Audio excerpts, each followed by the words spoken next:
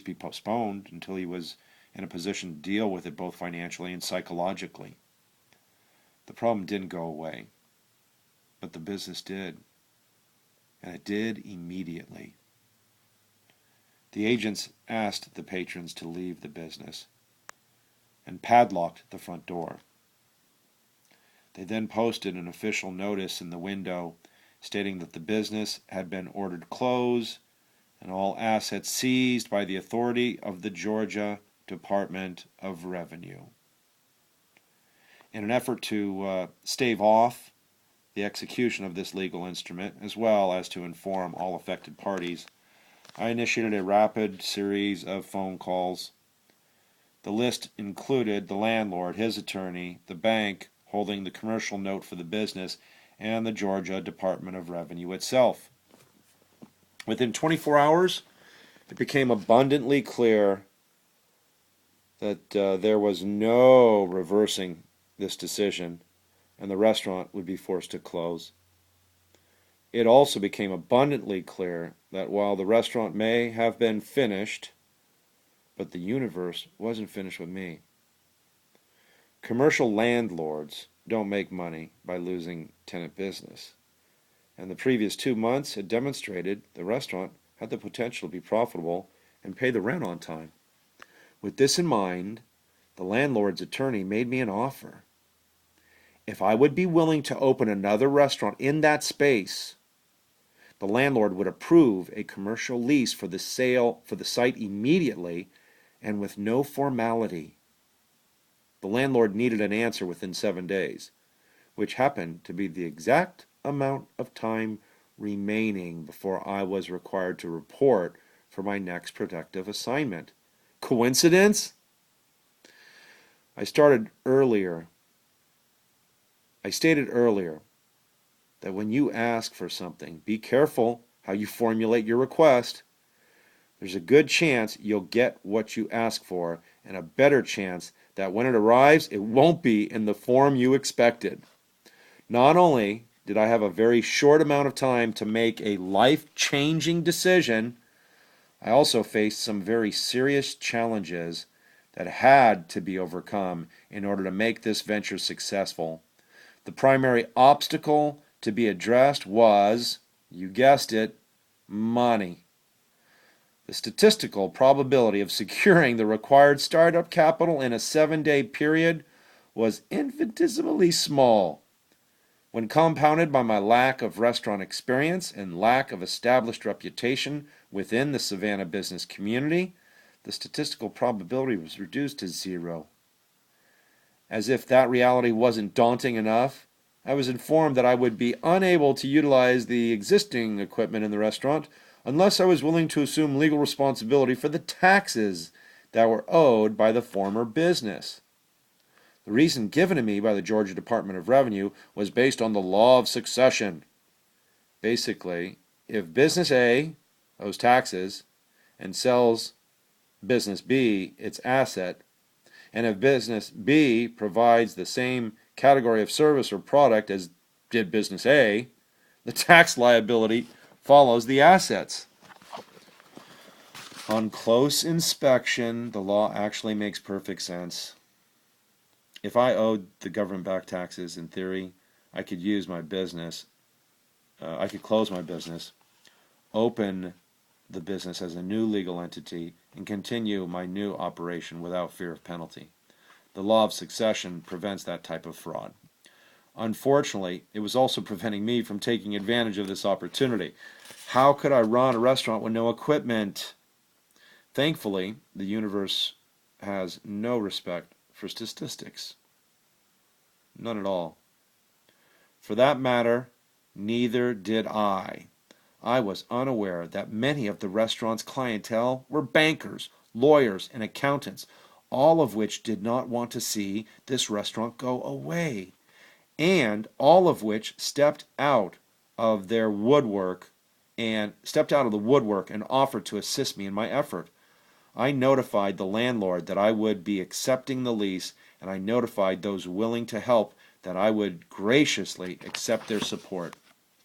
My attorneys incorporated the new venture and I officially committed to the commercial lease.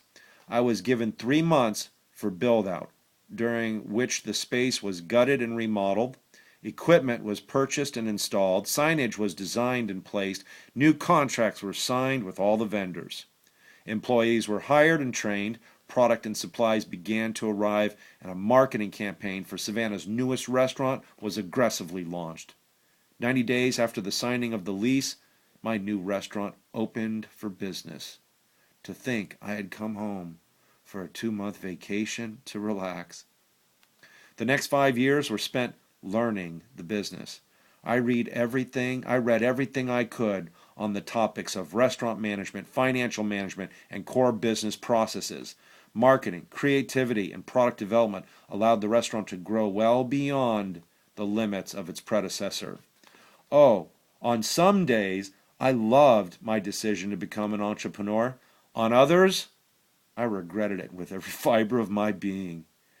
Granted, I wasn't the CEO of a Fortune 100 corporation, but I can promise you I experienced every sensation associated with that position. I took risks in some areas and failed miserably, but I always learned from my mistakes and recovered. I eventually learned how to effectively manage people after causing entire crews to quit because of my temper, and I slowly learned how to manage finances. I also learned how to accept responsibility for my bad decisions when there was no one to hide behind and no one to blame but me. In short, I learned how to lose graciously and benefit from the experience. The growing process I experienced was painful, to say the least, and the work involved in making the venture a success was more difficult than anything I had experienced in my entire life. But as the adage goes, the only time you get success before work is in the dictionary.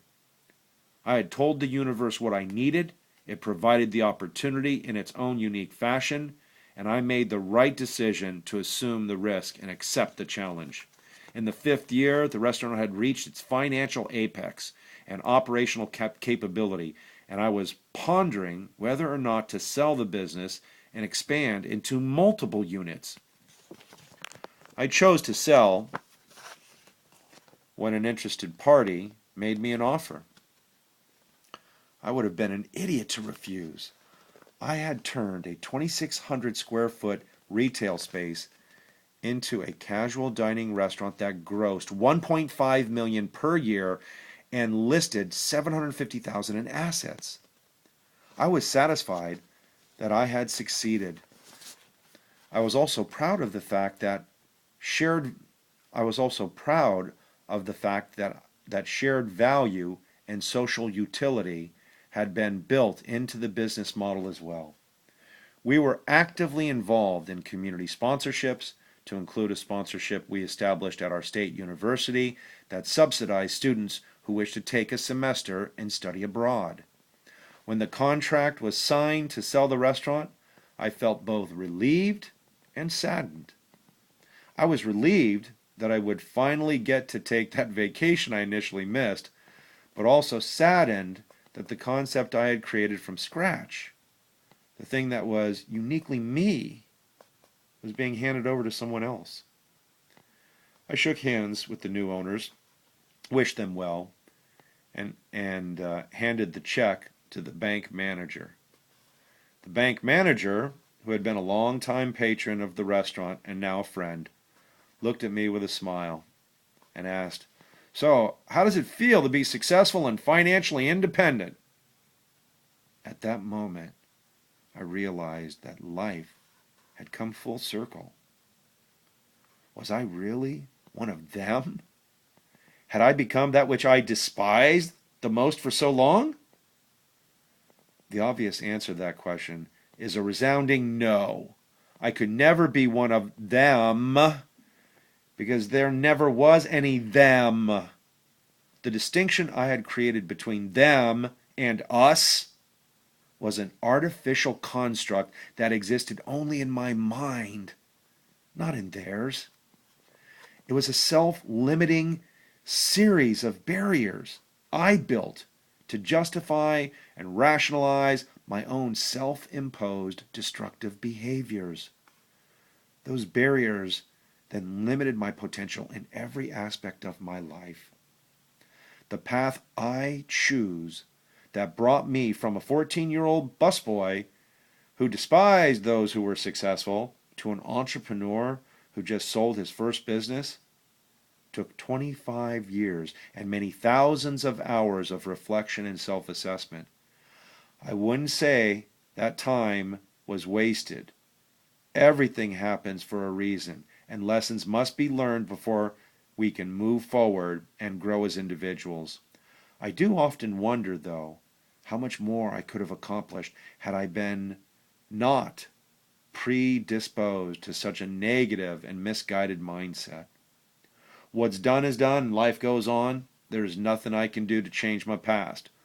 What I can do, however, is to help to change your future. That's what I can do. This book accurately reflects in 235 pages the process that took me 25 years to discover and implement in my own search for success.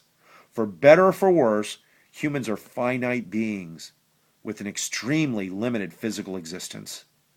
Of all the things we are capable of forfeiting, time is the one thing that cannot be replaced once lost. If I can help you shorten your learning curve and achieve the growth that has been eluding you, if you are the only person my writing benefits today, then my mission has been successful and my efforts have been rewarded. The information presented in the chapters of this book has been designed to be sequential and cumulative. Each chapter builds upon the content of the previous one. Far be it from me to dictate how someone reads a book. Feel free to read the chapters in any order you wish. Just be aware the book was written to follow the same pattern of discovery I experienced on my own journey to entrepreneurial success. Also, be aware that the process of identifying negative behaviors, deconstructing those behaviors, identifying limiting issues, and then reconstructing the mindset to move in a positive direction is unique to you, as no one is identical to you. The ability to break down your self-limiting barriers is uniquely yours.